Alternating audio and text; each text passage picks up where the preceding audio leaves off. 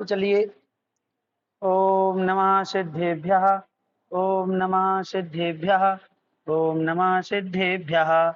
नमो अरिहन्ताणं, नमो सिद्धाणं, नमो आयरियाणं, नमो उवज्झायाणं, नमो लोये सव्यसाहूणम्। जय बोले पंच परमेष्टि भगवान की जय। देवाय देवे कजाराटादिनाथ भगवान की जय। द्वादशांग जनवाणी माता की जय। संत शिरोमणि आचार्य गुरु श्री विद्यासागर जी महाराज की जय। अभिनव आचार्य श्री 108 समय सागर जी महाराज की जय। मुनिपंगो 108 श्री सुधा सागर जी महाराज की जय। सभी को जय जिनेन्द्र। तो आज अपन को पढ़ना है सिद्धांत प्रवेश का भाग 3 का पाठ 8, खंडवा का पाठ 8, जिनेन्द्र भक्त सेठ। जिनेन्द्र भक्त सेठ की यह संक्षेप एक कथानक है, छोटी सी कहानी है और बहुत ही प्रसिद्ध है ये उपगुहन अंग में। इसलिए अपन को बहुत ही ध्यान से इसको सुनकर के और याद कर लेना है कहानी। तो चलिए सुनते हैं, पढ़ते हैं। कौन थे जिनेन्द्र भक्त सेठ और क्या किया था इन्होंने जो इनकी कहानी इतनी प्रसिद्ध हो गई। तो सुने सुने, ध्यान ध्यान केंद्रित करें। अब बहुत प्रसन्न नजर आ रहे हैं आप लोग हमें,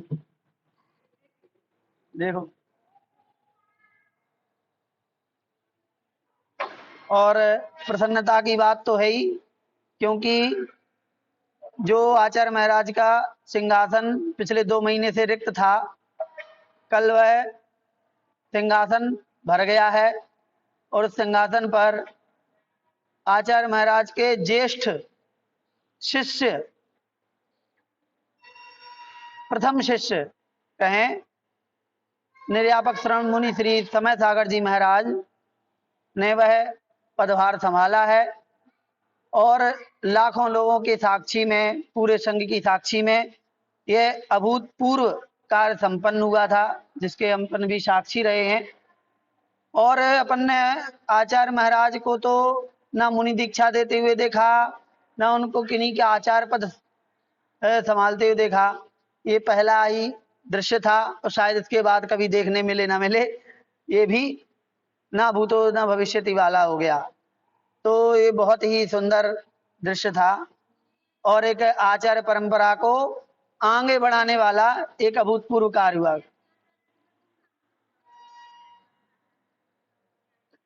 हुआ था, बिल्कुल हुआ था। लेकिन ये उस समय, हालांकि लेकिन उस समय जो था, दीक्षा के समय जो था ना, दीक्षा के समय ज्यादा बड़ा कार्यक्रम हुआ था 1968 में। वो इसलिए हुआ था क्योंकि इतनी कम उम्र, 22 वर्ष की उम्र में कोई नव युवक जिन दीक्षा लेने वाले पहले थे उस समय, इतनी छोटी उम्र में। इसलिए उस समय पूरा देश वहां इकट्ठा हुआ था 1968 में। फिर 1972 में भी हुआ था, लेकिन वो 68 जैसा नहीं, 68 वाला बहुत बेहतरीन, बहुत बड़ा था। क्योंकि सब लोग ये देखना चाहते थे कि कैसे कोई इतना छोटा जो बच्चा है, ये समझ लो, वो दीक्षा लेने जा रहा है। तो इसलिए, और ये जो अभी हुआ है ये भी अभूतपूर्व था। तो चलिए, जिनेन्द्र भक्त सेठ, ये, हाँ हाँ बिल्कुल, 22 और 26, 27 वर्ष की उम्र में आचार्य बन गए थे वो। और उन्होंने 56 वर्ष तक उस पद को संभाला है और अनुशासन के साथ उसको निभाया है और एक आदर्श प्रस्तुत किया। तो चलिए शुरू करते हैं। सौराष्ट्र देश के पाटलिपुत्र नगर में राजा यशोधर रहता था। ध्यान से, कहां पर? सौराष्ट्र देश के पाटलिपुत्र, पटना इस समय कहते उसको, राजा यशोधर रहता था, उसकी रानी का नाम सुसीमा था। उन दोनों के सुबीर नाम का पुत्र था। सुबीर सप्त व्यसनों से अभिभूत था, सप्त व्यसनी था। ऐसे ही चोर पुरुष उसकी सेवा करते रहते थे, मतलब खुद व्यसनी था और दूसरे व्यसनी पुरुष उसकी सेवा करते रहते थे। उसने कानों कान सुना कि पूर्व गौड़ देश की ताम्रलिप्त नगरी में, कौन सी नगरी में? ताम्रलिप्त नगरी में जिनेंद्र भक्त सेठ के सतखंड महल के ऊपर उनके रक्षकों से सहित श्री पार्श्वनाथ भगवान की प्रतिमा के ऊपर जो छत्र त्रय लगाया हुआ है, मतलब 3 छत्र जो लगे हैं, उस पर एक विशेष प्रकार का अमूल्य वैडूर्य मणि संलग्न है छत्र में। लोभवश उस सुबीर ने अपने साथियों से पूछा कि क्या कोई उस मणि को लाने में समर्थ है?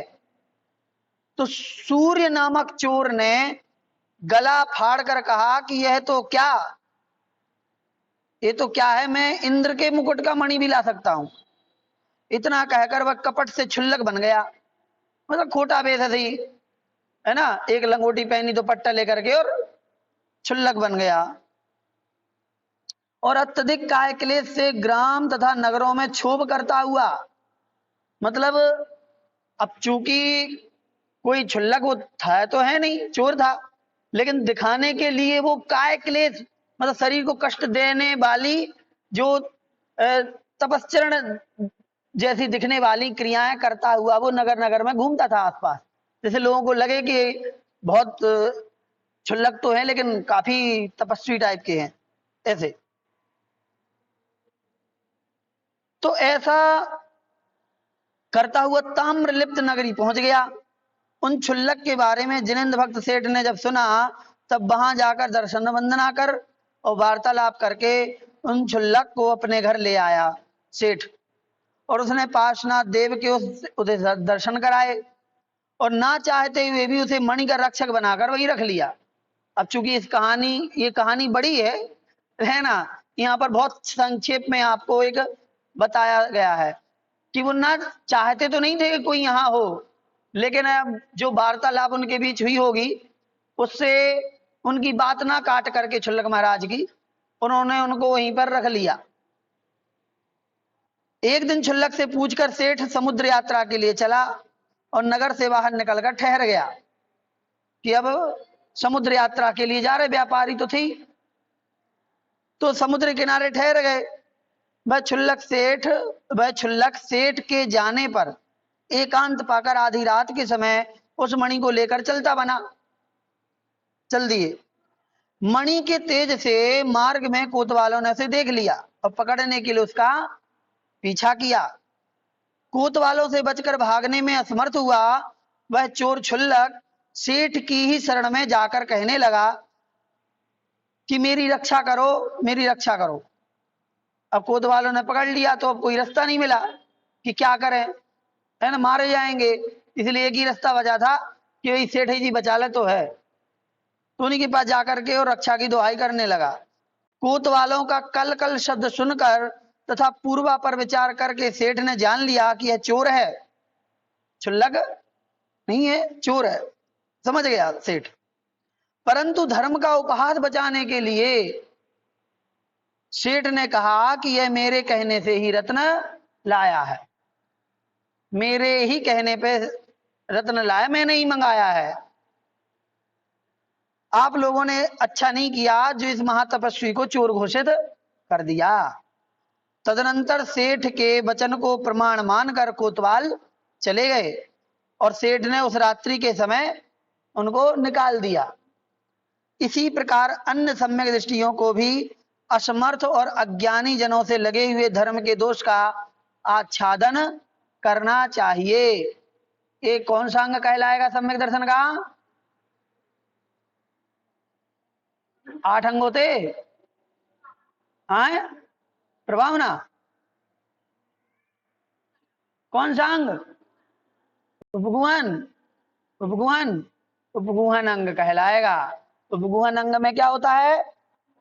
अब साधर्मियों के द्वारा जो दोष हैं उनको ढक देना, ठीक है, इस कहलाता है उपगूहन। लेकिन ये उपगूहन बड़ी ही सावधानी और विवेक से लगाया जाता है, ये भी बहुत महत्वपूर्ण है।